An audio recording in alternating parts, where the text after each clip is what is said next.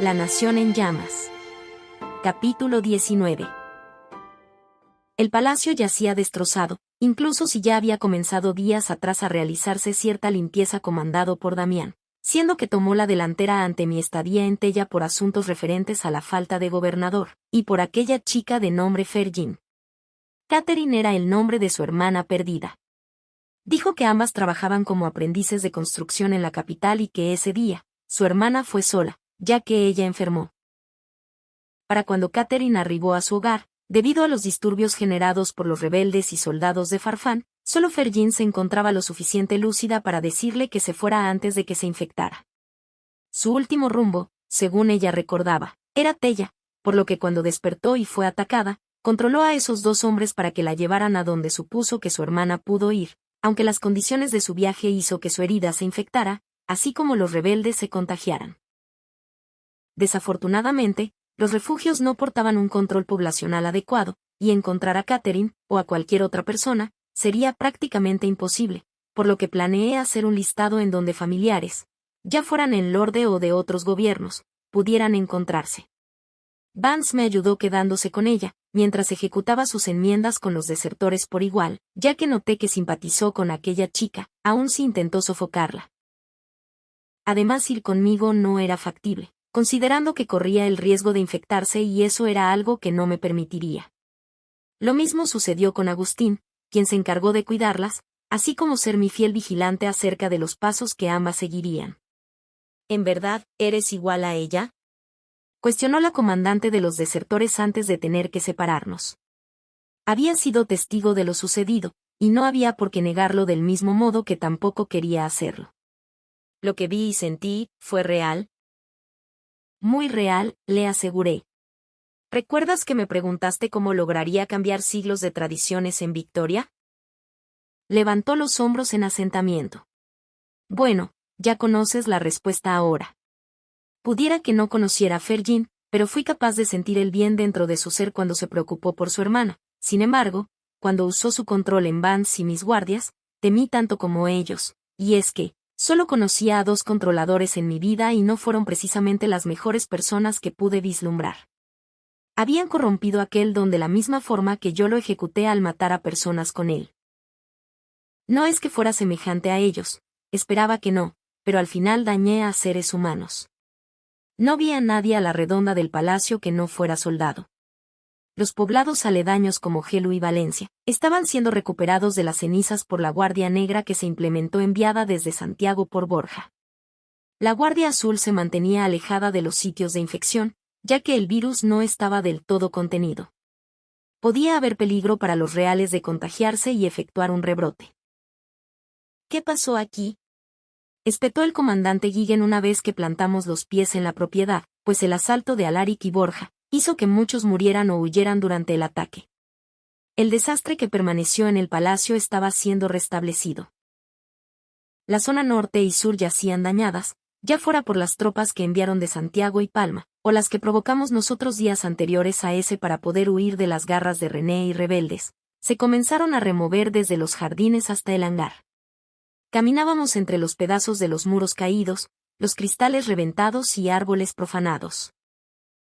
Debió ser una fortuna no tener que toparme con algún cuerpo, aunque eso no me impidió imaginarlos, pues contemplaba que de ambos bandos, fuertes y seguidores, cayeron en aquella batalla. Me pregunté dónde yacerían sepultados tanto Octavius como Mirna. Llegué a encomendarle aquello a Damián para que ambos pudieran tener un digno funeral y lo tuvieron días posteriores a ese. Y es que, lo cierto era que deseé quedarme un par de días en Tella para no mirar el sitio donde sus vidas fueron arrebatadas, partiendo desde que ni siquiera era capaz de poder subir las escaleras principales del palacio, pues aún conseguí remontar todo lo que viví en ese sitio sin olvidar un solo detalle de él. Pasé tan solo 4 días recluida, sin embargo, las dolencias y marcas sobre mi mente y cuerpo aún permanecían. La tarde nos alcanzó y opté por caminar cerca de los jardines que por suerte, seguían hermosos. La lluvia del verano los mantenía en tonos tornasol de amarillos, naranjas y tenues rosas como siempre. Alguna vez leí que los árboles tiempo atrás fueron verdes, pero que el virus los convirtió en un tono de otoño permanente, o al menos eso aseguraban los libros que ansiosamente devoraba. En libertad, Aún yacen pinos y robles completamente verdes que sin duda deben ser más viejos que las páginas del diario del primer rey fuerte, Gregorio Tamos. Sin embargo, adentrándome cada vez más a los jardines, terminé frente a las fuentes. Ya no contenían agua, naturalmente, aunque pese a ello un ave se posó sobre alguna en busca de agua que beber. Se parecería a un jilguero, solo que éste mantenía manchas negras azuladas en sus alas. El pajarillo rápidamente voló tras notarme, regresando al lugar donde debía pertenecer. De pronto, tras sentarme en la fuente, recordé que ahí le había pedido a Roland que se casara conmigo. He de admitir que una parte de mí, una bastante grande, deseaba encontrarlo.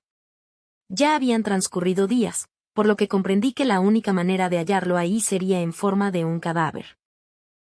El tan solo pensarlo me perturbó, así como recordé la plática de la noche anterior a ese día con Agustín antes de que se quedara en Tella. ¿Podría preguntarle algo, princesa? Adelante. ¿Acaso sabe qué le sucedió al guardia Roland? Es que, su mirada ansiosa descendió al suelo y sobó sus manos. Mientras avanzaba por la pista de aterrizaje donde reposaba la aeronave que me llevaría al palacio. Por un escaso momento creí que él estaría con usted cuando la rescataron, sin embargo, no sucedió. ¿Acaso él está muerto? Respondí ante su voz negativa por emitir tal palabra. No, aseguré, aunque después lo he de haber pensado mejor. No lo sé, ambos nos conservamos callados por breves segundos. Agustín había sido su compañero después de todo por unos meses, fue testigo de lo que yo sentía por él. Él estuvo ahí, en mi cautiverio.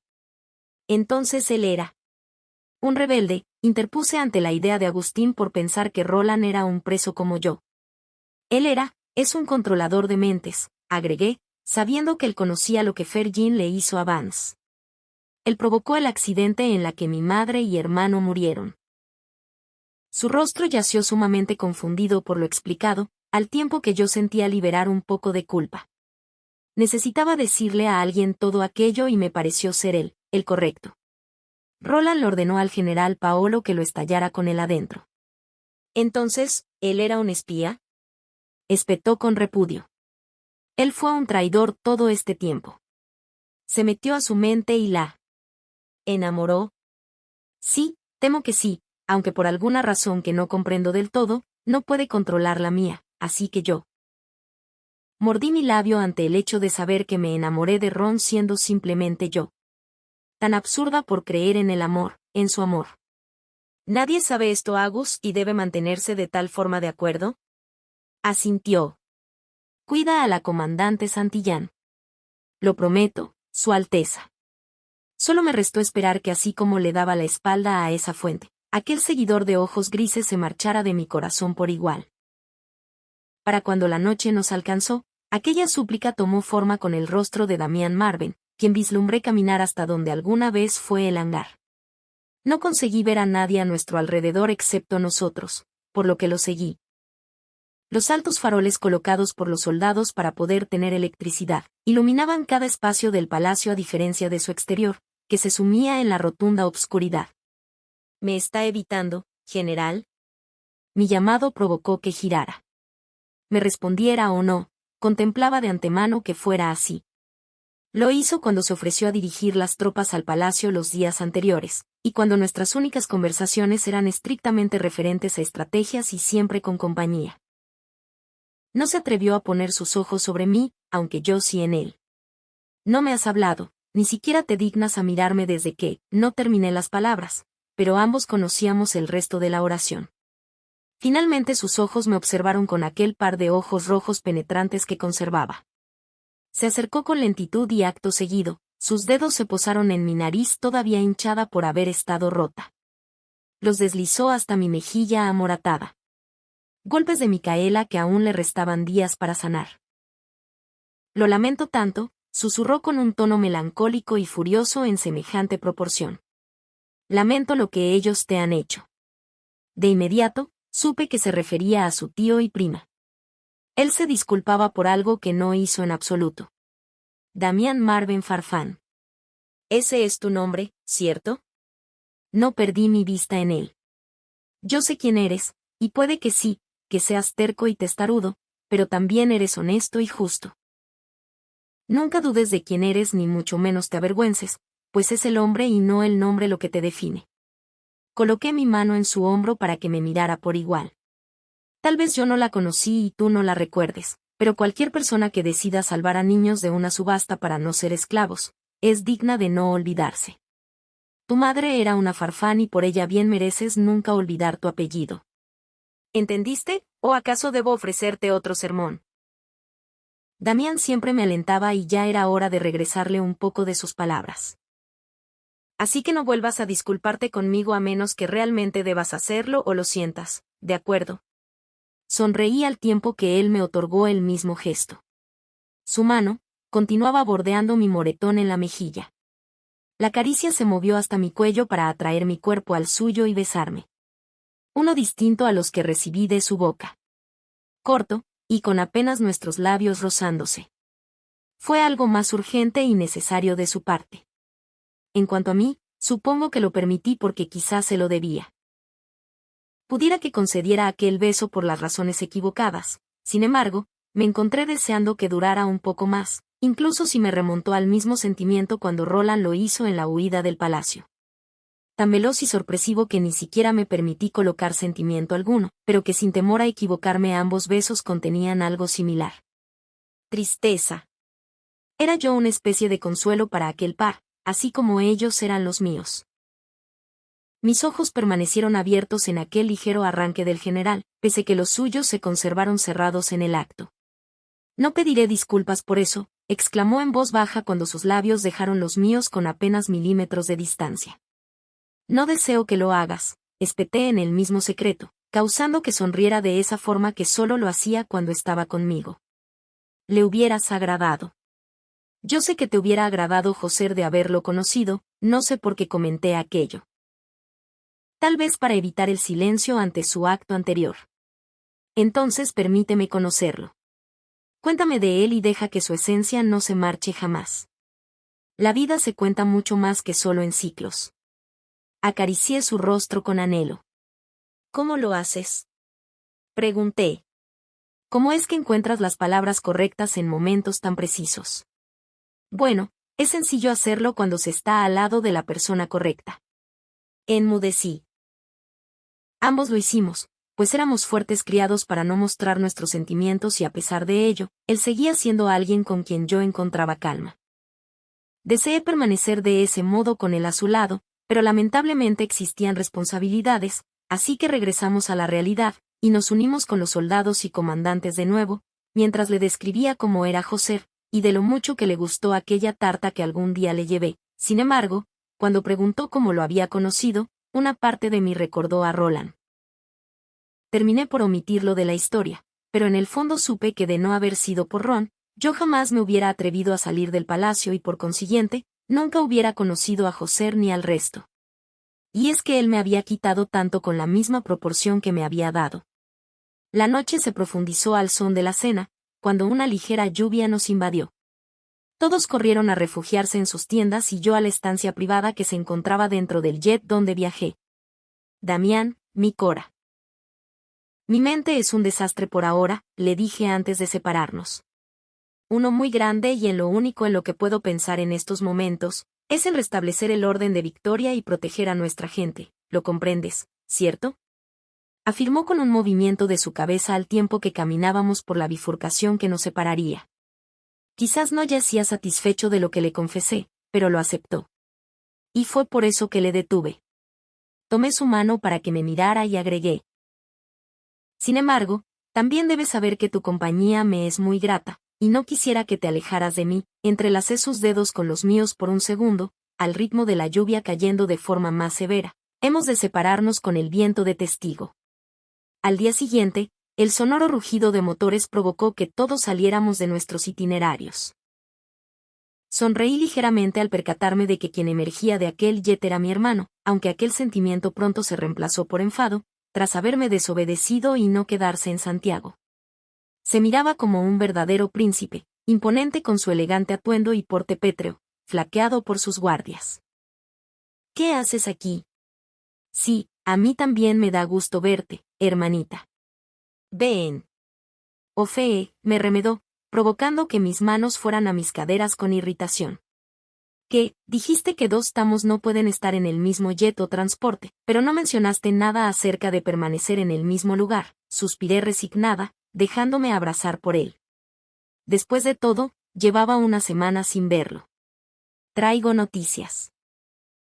Mis ojos se empequeñecieron, mientras explicaba que el primer ministro de la Nación de Libertad había realizado su primera interacción con Victoria después de la más que ruidosa noticia de la plaga roja, y el resurgimiento de un hijo Tamos. ¿Ministro? Cuestioné. Sí, es el equivalente al consejero real de nuestra nación. Al parecer, Libertad ya se enteró de que cierto apuesto e inteligente príncipe no murió. Olvidas humilde. Sí, pero decirlo no me haría hacerlo, ¿o sí? Sonreí tras la soberbia descripción de sí mismo. Aunque han decidido postergar cualquier tipo de diálogo con Victoria, pues su rey y consejo no desean reunirse contigo porque soy mujer. Porque cualquier trato que se lleve contigo se disolvería el día que claudiques. Oh. Solo una vez conocí al rey Bakhrek. No me pareció un mal reinante del todo. Llevaba en el poder 36 ciclos desde que su hermano mayor le cedió su lugar, y pese que existieron objeciones y una pequeña disputa civil por algún tiempo ante su reinado, el rey Austria finalmente se mantuvo gracias a que logró tener a su único hijo, con suma dificultad, oí en cotilleos, Solomén Austria. Es 3 ciclos mayor que Ben, por lo que su edad oscila por los 23. No se sabe mucho de él a decir verdad o nunca deseamos saberlo. Alguna vez planearon concertarle un matrimonio conmigo siendo apenas yo una niña en brazos, pero aquello implicaba ser criada en libertad y mis padres se negaron, así como el consejo de Bakhrek declinó posteriormente tras conocer mi falta de fuerza. Supongo que no les queda más que esperar a que subas al trono entonces. Supongo. Ben, pudiste contarme aquello en una transmisión. Lo sé, es solo que, quería verlo. No hizo falta preguntar, pues estaba claro que se refería al lugar donde nos encontrábamos. Era triste verlo en ruinas. Ben se adentró en silencio, asintiendo ante las reverencias de los soldados que todavía lo miraban con escepticismo después de que toda Victoria se había resignado a su muerte. Hacían preguntas, claro que lo hacían, pero él siempre fue considerado el fuerte predilecto a la corona, y por eso comenzaron a llamarlo inmortal. Aquel acto le hizo contemplar como el Tamos predestinado a reinar. Solo a su lado fue que me atreví a entrar. Abrió las puertas de las salas y cuartos de la planta baja intentando recordarlos tras su falta de memoria. Algunos cuadros y esculturas sorprendentemente yacían ilesas, aunque muchas más no tuvieron aquella fortuna. Recogí una de ellas para contarle la historia, sin embargo, él ya había dado pasos a una sala. Abrió las puertas, pero la cuestión fue que esa no era una sala cualquiera. Todavía se conservaba el recuerdo inamovible de mis músculos contrayéndose tras ser electrocutada. Me detuve en seco en el marco de la entrada con la vista en aquella fuente en la que fui torturada. Vayamos a otro lugar, ¿quieres?, supliqué con mi mano en dirección a la salida. Me remonté a ese instante en que la electricidad recorría mi cuerpo y contrajo cada parte. Debieron ser solo 10 minutos, pero aquello fue suficiente para dañarme la vida entera. Ante mi mente ida, Ben se colocó frente a mí, me miró y luego destinó la vista al sitio que me provocó tal reacción. La silla y cuerdas aún permanecían dentro de ella.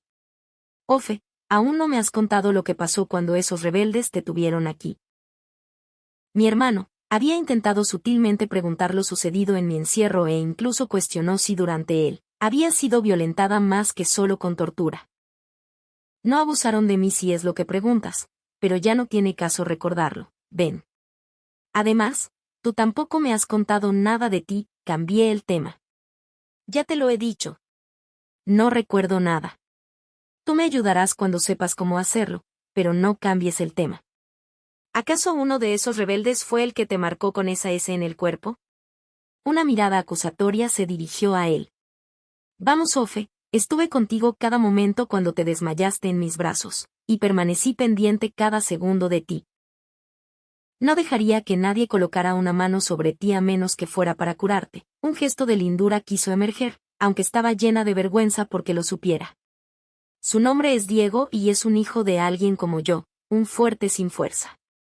Nuestro abuelo Dafniel los mató al igual que a cientos más, mientras que su descendencia fue vendida a fuertes para ser esclavizados. Al menos eso es lo que averigüé de su vida. ¿Es lo mismo que le pasó al desertor de Tornacierto? Ernesto, sí. Lo mismo, afirmé, ya que le hablé acerca de lo que descubrí de nuestro abuelo y mi alianza con el Fuego Blanco, pero él no nos odia ni culpa como lo hace Sombra. Creí que mencionaste que era Diego. Lo es y por alguna razón lo odia, y se hace llamar Sombra. Fue justo por eso que me encargué de recordárselo cada vez que tenía la oportunidad, y si me lo preguntas, la respuesta es sí. Valió la pena y lo volvería a hacer sin importarme el precio. Hablé en serio, aunque aún recordaba las lágrimas contenidas cuando mi piel chilló en el instante que el metal ardiendo en fuego marcó mi piel. Alguna vez mencioné en un discurso para nuestro pueblo que este mundo no podía ser perfecto, pero sí justo. No podemos complacer a todos, nunca, pero pienso que un hombre fuerte es aquel que hace lo correcto con su fuerza, y tú definitivamente eres ese hombre. Acaricié su rostro pudiendo sentir su larga cicatriz. Lamento que esta no haya sido la nación tranquila que nuestro padre debió entregarte, pero un día lo será, lo prometo. ¿Y ahora qué haremos? Resopló mi hermano con la mirada en la periferia del sitio. Este lugar está inhabitable. Como lo es la capital y sus 3 poblados aledaños. Eso significa que pertenecemos a los cerca de 15.000 victorianos que no tienen hogar por ahora. Yo no lo pondría de esa forma, aseguré con aplomo, mirando el horizonte. Desde mi punto de vista, Victoria siempre será nuestro hogar.